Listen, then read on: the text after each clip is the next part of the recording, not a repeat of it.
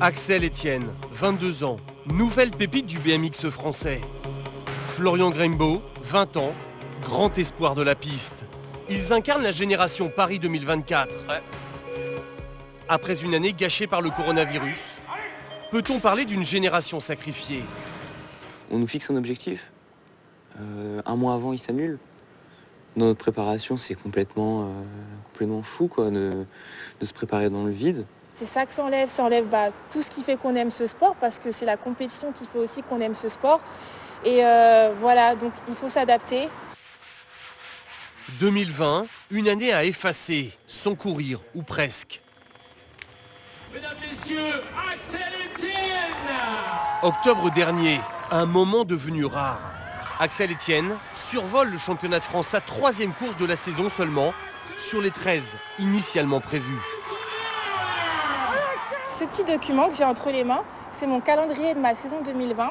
Et en fait, ça devait être rempli de courses. Donc j'ai pu faire les Coupes du Monde qui étaient en janvier-février. Et après, les Coupes de France, mes Coupes du Monde, les Coupes d'Europe ont été annulées.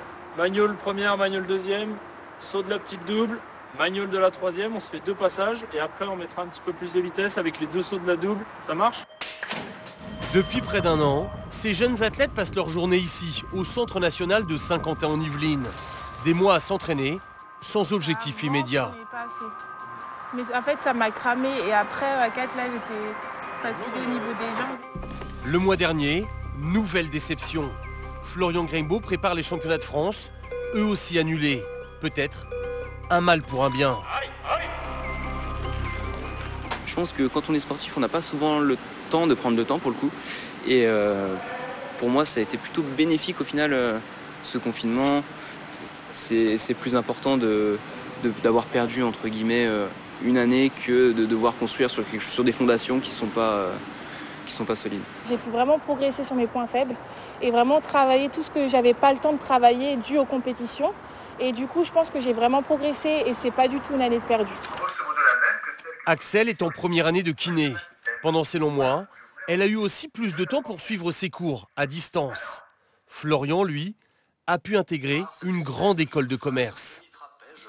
Ce demi-trapèze représente tout ce qu'on était prêt à mettre pour obtenir la quantité Q1. Pour casser un peu cette routine qui nous mène depuis le premier confinement, je m'entraîne mais je sais pas où je vais.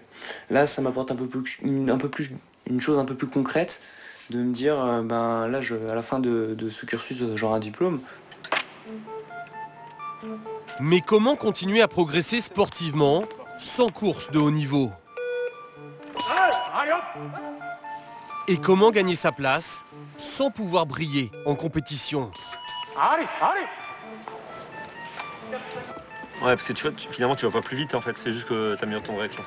Ouais, il me semble, faut que je regarde la vidéo. Mais... Faire 2 fois 4 ans. Le temps qui passe, il est quand même aussi en leur faveur.